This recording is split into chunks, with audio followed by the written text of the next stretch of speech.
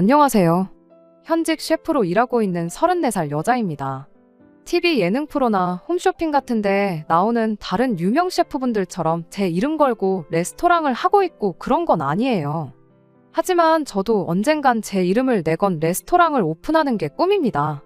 원래는 서울에 있는 유명 호텔에서 일을 했었고, 현재는 아는 지인이 가게를 내면서 호텔 일을 그만두고 경기도 외곽 북한강 근처에서 뷰 맛집이자 음식 맛집으로 유명한 레스토랑에서 월급 받으며 일하고 있어요. 34이라는 나이가 결혼하기에 이른 나이는 아니죠. 일에 정신이 팔려서 결혼이고 뭐고 제쳐두고 여태까지 열심히 살아왔어요. 그렇다고 제가 결혼의 뜻이 없는 건 아닙니다. 제 나이가 나이다 보니 명절 때만 되면 친척들이 결혼은 언제 할 거냐는 질문을 피해갈 수가 없는데 그게 그렇게 고역이 아닐 수가 없습니다. 저도 괜찮은 사람만 나타나면 결혼을 할 생각이 있었어요. 그런데 일이 너무 바쁘다 보니 사람을 만날 기회가 흔하지 않았죠. 더군다나 제가 주 5일 근무를 하고 있기는 하지만 바쁜 주말의 경우는 교대 근무를 하고 있는지라 주말에 쉬는 날이 한 달에 2번 정도밖에 안 되거든요. 그렇다 보니 안 그래도 모자란 시간이 더더욱 모자란 상황이었지요. 일이 바쁘다고 해서 결혼을 아예 손을 놓고 있던 건 아니었어요. 가족들한테는 모르게 해서 틈틈이 중간중간 연애를 하고 있기도 했었죠. 그중에 결혼 이야기까지 나올 정도로 깊게 만난 사람은 없었는데 하나같이 말하는 게 주말에 시간 맞추기가 너무 어려운 게 힘들다는 의견이 많았습니다. 특히나 직장을 서울에 있는 호텔에서 경기도 외곽 쪽으로 옮기게 되면서 애써 맞추던 시간마저도 더 맞추기 힘들어진 상황이었어요. 그렇다고 제가 밥 벌어먹고 사는 일이 이건데 결혼 하나 하자고 해서 여태껏 쌓아온 경력도 다 포기해버리는 게 맞는 건가 싶었어요. 언젠간 제 이름으로 레스토랑을 오픈하고 그때부터는 저도 당연히 일을 하겠지만 월급 셰프도 고용하게 될 테니 그때 되면 아무런 문제가 없을 거다 하고 긍정적으로 생각해보려 했지만 솔직히 꿈만 같은 이야기지 당장은 이루어지지도 않을 현실성 없는 망상에 불과했습니다. 10년 일하면서 모아놓은 돈은 꽤나 많은 편이지만 제 이름으로 가게 오픈하기엔 터무니없이 부족한 돈이었거든요. 그냥 한 해 한 해 한 명씩 제 주변 친구들부터 예전부터 같이 일해오던 사람들 결혼하는 거 구경이나 다니면서 추기하고 그렇게 결혼은 저랑 인연이 없는 건가 하는 생각만 갖고 살았네요. 그러다 작년 겨울 어쩌다 보니 인연이 다 남자친구가 생기게 되었습니다. 그때 당시에는 드라마에서나 나올 법한 운명적인 상대가 나타났다 생각했었죠. 그런데 하필 그 드라마 장르가 하고 많은 드라마 중에 막장 드라마일 거라고는 그때는 상상조차 하지 못했네요. 남자친구의 나이는 37이었고 해 바뀌면 38에 곧 40을 앞두고 있었다 보니 연애 시작하면서부터 서로 결혼을 어느 정도 염두에 두고 있었던 것 같아요. 그 덕에 연애 시작과 동시에 서로의 결혼관에 대해서 이야기를 나누는 사이까지 금세 발전하게 되었습니다. 조건만 따져본다면 처음엔 이 사람이 왜 여태껏 결혼을 못했나 하는 생각이 들 때가 많았습니다. 저야 주말에도 일 때문에 시간 내기가 힘들어 연애할 시간이 부족했었다는 변명거리가 있었지만 남자친구의 경우는 저처럼 주말에 출근할 걱정 없는 안정적인 공기업을 다니고 있는 사람이었거든요. 연봉도 나쁘지 않고 외모만 두고 보더라도 어디 빠지는 점이 있는 사람이 아니었어요. 대출이 조금 남아있다고 하기는 했지만 자가로 집도 보유하고 있었고요. 성격도 굉장히 좋았습니다. 그동안 저와 연애했던 사람들이 하나같이 입을 모아 말했던 게 제 스케줄 문제였는데 남자친구는 그런 제 사정 또한 전부 다 이해해주는 사람이었어요. 그 먼 길 마다하지 않고 제 체력 생각해준다고 데이트도 제가 사는 곳 근처에서만 했었고요. 남자친구 집까지 차로 못해도 1시간은 걸리는 거리를 일주일에 2~3번씩 와주면서 불만 한마디 말한 적이 없는 사람인데 당연히 고맙지 않을 수가 없었지요. 그 덕에 저도 이 결혼에 대해 어느 정도 확신을 갖게 되었습니다. 연애 시작하자마자 결혼 이야기를 꺼냈던 게 너무 성급했던 게 아닐까 하던 시기도 있었는데 그 시기는 생각보다 금방 지나갔고 언젠가부터는 저도 이제 곧 결혼하겠구나 하는 생각을 갖게 되었습니다. 그런데 결혼 이야기가 어느 정도 진행되면서 이 사람이 왜 여태껏 결혼을 못했는지 그 이유를 알게 되었습니다. 뭐 말할 것도 없지요. 결혼이 일륜지 대사라고들 하잖아요. 둘만 서로 좋다고 이 결혼을 하기에 남자친구의 가족들이 그 누구도 감당할 수 없는 사람이라는 걸 알게 되었거든요. 처음 예비 시어머니를 만나게 되었을 때까지는 예비 시댁이 그런 사람들이라는 낌새조차 눈치를 채지 못했습니다. 어쨌든 저도 서비스직에 몸담고 있는 사람이다 보니 소위들 말하는 여러 진상들을 많이 봐왔어요. 그래서 제가 나름 사람 보는 안목이 있다고 생각했는데 처음 만난 예비 시어머니는 그냥 평범하게 좋은 사람처럼 보였거든요. 제 직업이 셰프라는 이야기를 듣고는 우리 아들 결혼하면 만난 거 많이 먹겠구나 하면서 좋아하셨었죠. 아무래도 아들 나이가 나이다 보니 길게 볼 거 뭐 있냐며 하루빨리 결혼 날짜부터 잡으라는 식으로 보챘던 걸 제외하면 별다른 이상한 점이 없는 평범한 사람이었어요. 그런데 그 평범한 예비 시어머니 옆에 예비 신우라는 존재가 함께하게 되니 그 시너지가 이루 말할 수 없을 정도로 커지더라고요. 예비 신우를 처음 만나게 된 건 양가 상견례 자리였습니다. 양가 상견례도 별 문제 없이 마쳤어요. 저희 부모님 모셔다 드리고 저도 집에 가려는데 예비 신우가 저를 붙잡더군요. 처음 만났는데 인사라도 제대로 나눠야지 않겠냐면서 저랑 남자친구, 예비씨 부모님 같이 해서 이야기 좀 하다 들어가라고 하면서 말이지요. 그날 자리가 양가 상견례 자리였다 보니 예비 신우가 그 자리에서 발언의 기회가 많지는 않았어요. 동생 와이프의 자기 옳게 될 사람인데 저를 궁금해하는 건 당연하다 싶었지요. 하지만 저도 곧바로 출근을 해야 하는 상황이었다 보니 나중에 자리를 따로 만들면 어떻겠냐고 대답했지요. 레스토랑에는 상견례가 있어서 출근이 조금 늦을 수도 있다고 양해를 구해놓았던 상황이긴 하지만 예비 신우랑 따로 자리를 만들면 못해도 2-3시간은 더 지체될 게 뻔했으니 이해 좀 해달라고 했죠. 그런데 평범하게 좋은 분이라고 생각했던 예비 시어머니가 제 어깨를 손바닥으로 한 대 툭 치면서 예비 신우가 얼마나 바쁜 사람인지에 대해서 구구절절 이야기를 하더군요.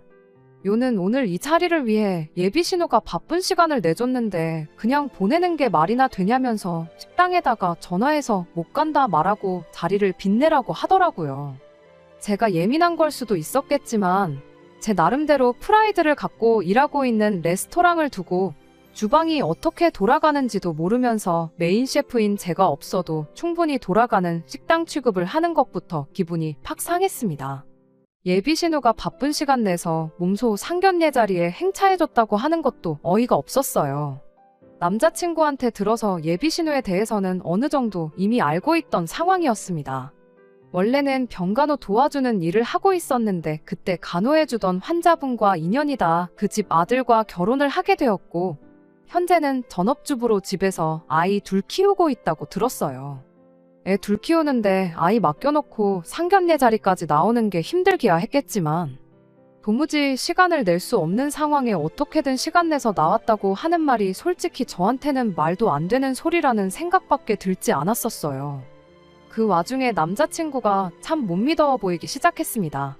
실랑이를 길게 한 건 아니지만 제가 바로 출근해야 한다는 것도 알고 있었고 상황이 여의치 않다는 식으로 이야기를 하고 있는데도 제 편에 서서 말 한마디 해주지 못하고 있었거든요.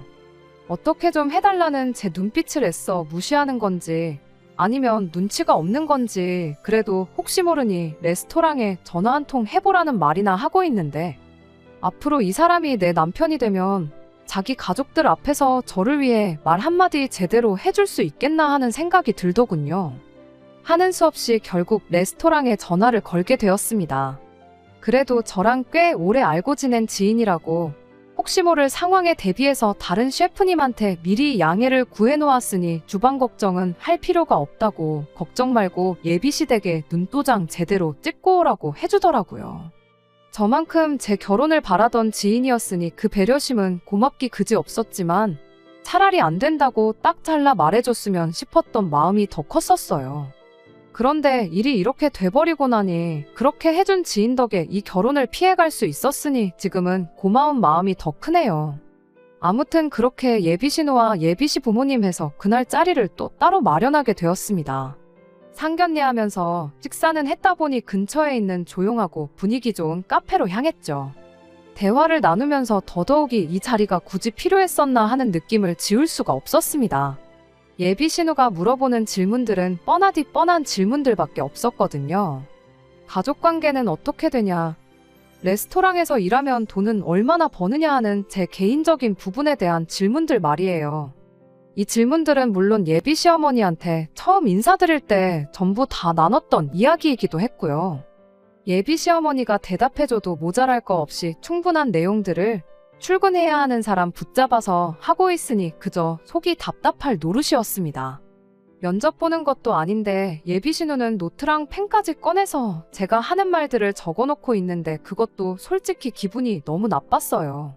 그러다 예비 신우가 꺼낸 질문에 상견례 잘 마치자마자 3시간도 안 돼서 결혼 전부터 시짜짓 하려는 집구석에 파혼 선언하고 결혼 뒤집어 엎어버리고 나오게 되었습니다.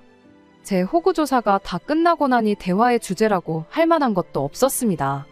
그때부터는 예비 시어머니하고 예비 신우가 둘이 잡담을 주고받는 게 더 많았고요.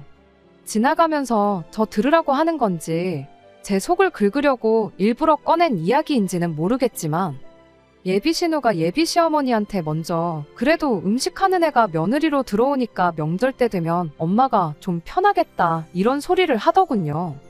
이미 시작부터 며느리이자 옳게 기선제압을 하려는 게 눈에 선했고 그 상황에 입 꾹 닫고 앉아서 커피나 홀짝이고 있는 남자친구가 원망스럽기까지 했어요. 한참 둘이서 제 속 긁는 잡담을 주고받다가 예비 신우가 갑자기 저한테 자신 있는 요리가 뭐냐고 물어보더라고요. 이때부터는 정말 제가 예비시 가족하고 대화를 나누려고 온 자리인가? 아니면 호텔 주방 면접을 보러 온 자리인가 싶을 정도로 제 요리 실력에 대해 구체적인 질문을 꺼내기 시작했어요. 호텔에서 일했던 경력이 있다 보니 한식, 양식, 중식 크게 장르에 구애받지 않고 웬만한 건 다 할 줄 안다고 대답했죠. 그 중에도 제일 자신 있는 건 양식이고 특히 파스타류에 자신이 있다 대답했어요.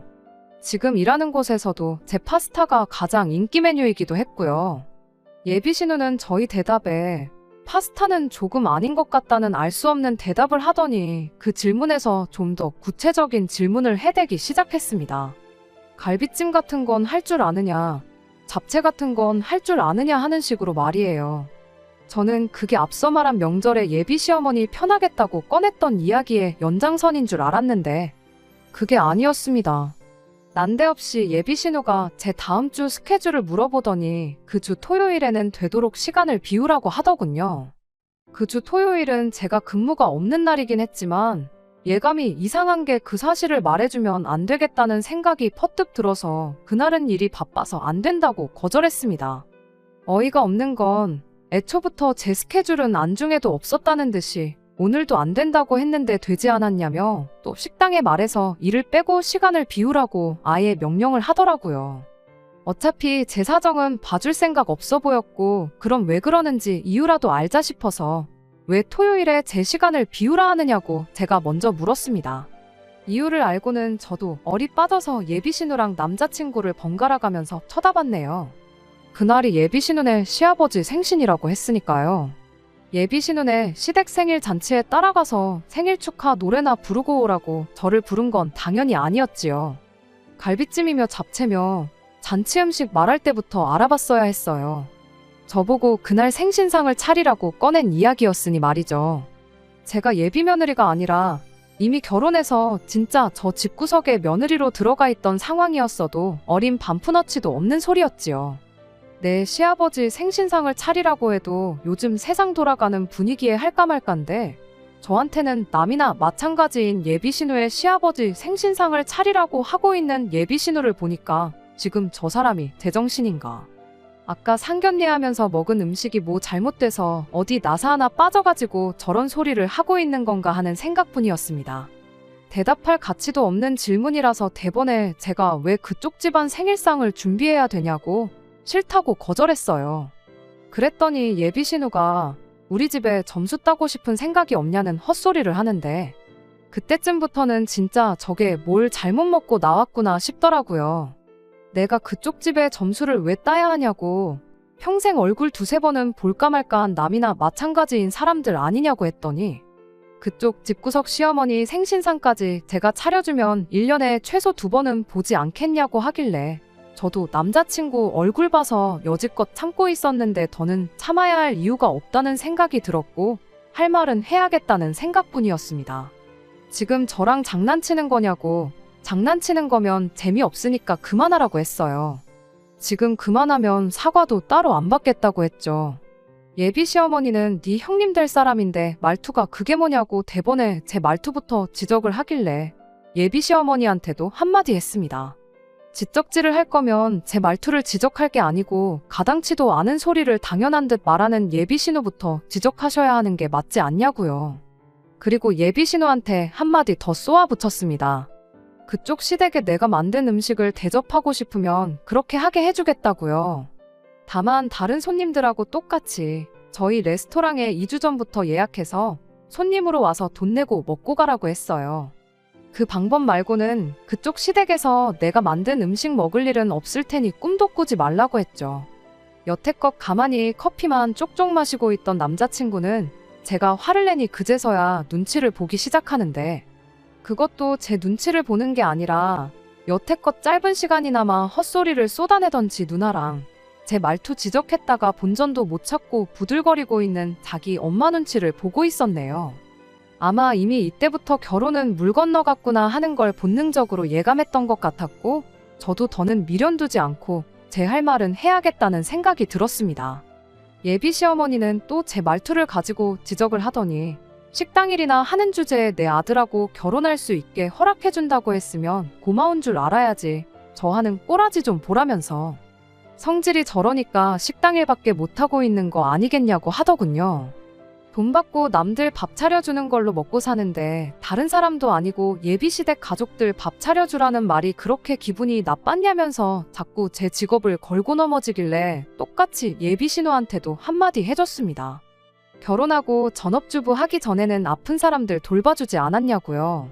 잘하는 일이 있는데 집에서 애나 키우면서 재능 낭비하지 말고 시골에 계신 저희 할머니가 지금 간병인이 필요한데 거기 가서 우리 할머니 좀 도와달라고요. 그러면 내가 우리 레스토랑 와서 그쪽 시부모 밥 한 끼 사 먹을 용돈 정도는 챙겨줄 테니까 그렇게 한번 해보라고요. 모르긴 몰라도 남 시켜서 차려낸 생신상보다 일해서 번 돈으로 사주는 파스타 한 접시가 예비신우 시부모가 보기엔 훨씬 더 감동적일 거고, 며느리 잘못 봤다고 생각하고 있다는 그 여론도 한 방에 뒤집어 버릴 수 있지 않겠냐고 전곡을 찔러버렸죠. 예비 신우가 그때부터 씩씩대기 시작하더니 눈에 눈물이 그렁그렁해서는 더 이상 말을 잇지 못하더라고요. 예비 시어머니가 대신 나서서 한마디 하려고 하는데 그것도 제가 멈춰 세워서는 그만하시라고 했어요. 더 해봐야 예비 신우만 더 비참하게 만드는 거 아니겠냐고요. 그동안 식당이라는 천한 며느리 보게 될까봐 알게 모르게 소가리를 하셨나 본데 축하드린다고. 오늘 일로 저 같은 며느리 볼 일은 없게 되었으니 앞으로 신운의 시댁 생신상도 척척 차려내고 시댁 말이라면 죽는 신용도 하는 그런 사람 찾아서 아드님 결혼시키라고 했습니다. 그런 사람 찾을 수 있기는 있겠냐고, 그래도 혹시 모르니 한번 열심히 노력해보라고 말하고 저는 자리에서 일어났습니다. 그제서야 저도 제정신이 들고 주변 환경이 눈에 들어오기 시작했는데 얼마나 소란스러웠던 건지 카페 안에 온 손님들이 저희 쪽을 쳐다보고 있었어요. 제가 밖으로 걸어 나오는데 몇몇 분들이 정말 잘했다는 표정으로 저한테 엄지를 척하고 내밀어 주시고 그랬는데, 솔직히 자랑스러웠다기보단 쪽팔린 게 더 컸고, 그렇다 보니 평소보다 훨씬 더 빠른 걸음으로 도망치듯 카페를 뛰쳐나오게 되었습니다. 카페에서 저만치 멀어지고 나니 저 멀리서 남자친구가 저를 쫓아 뛰어오고 있더라고요. 더 볼 일 없으니까 오지 말라고 멀찌감치서 소리를 질러댔는데도 기어이 제 옆까지 오더라고요. 자기 가족들을 대신해서 저한테 사과하는 것까지는 바라지도 않았는데 갈 길 가던 저를 불러세워서 한다는 소리가 이대로 가면 어떡하냐는 겁니다. 이대로 가면 파혼이라고. 분위기가 좀 과열된 것 같은데 잠깐 추스리고 저녁 식사라도 같이 하면서 풀어보자고 하는데 그 상황에서 예비신우랑 예비시어머니한테만 한마디 했지 이 자식한테도 중요한 말 한마디 해준다는 걸 까먹고 그냥 나왔다는 게 생각이 나더라고요. 그래서 너도 그 나이 먹고 그랬으면 정신 똑바로 차리라고 했네요. 그 와중에 오빠한테 너가 뭐냐고 지적을 하길래 진짜 오늘 너네 누나랑 자리를 가졌던 게 천만다행인 것 같다고. 어영부영 그냥 넘어갔다가 혹시나 결혼이라도 했으면 빼도 박도 못했을 텐데 완전 조상신이 도운 느낌이라고 해줬죠. 연애 초반에는 왜 너 같은 사람이 아직도 결혼을 안 했나 싶었는데 이제 보니 알겠다고. 안 한 게 아니라 못한 거 아니냐고 전곡을 찔러줬습니다. 보나마나 그 나이 먹고 결혼하겠다고 집에 데려온 상대가 내가 처음은 아닐 테고 다 너네 누나랑 어머니 겪어보고 도망친 거 아니냐고 물었는데 아무 대답도 못하는 게 제가 말한 게 틀린 말은 아니었나 보더라고요. 그래도 그간 만난 정이 있으니 악담뿐만 아니라 제대로 충고 한마디도 해줬습니다. 저 두 사람 어떻게 못하면 평생 결혼은 못하는 거라고 생각하면 된다고. 그러니 너부터 바뀌라고요. 그리고 행여나 이제 자기가 바뀔 테니까 저랑 잘해보자는 말은 하지 말라고 했어요. 솔직히 따라오면 저도 다시 생각해봐야겠다 하는 마음이 아예 없었던 건 아니에요. 그런데 제 말 듣고 제자리에 가만 서서 고개만 푹 숙이고 있는 걸 보니 저 자식 저거 평생 저렇게 가족들 눈치만 보면서 결혼도 못하고 살겠구나 싶은 생각이 들더라고요.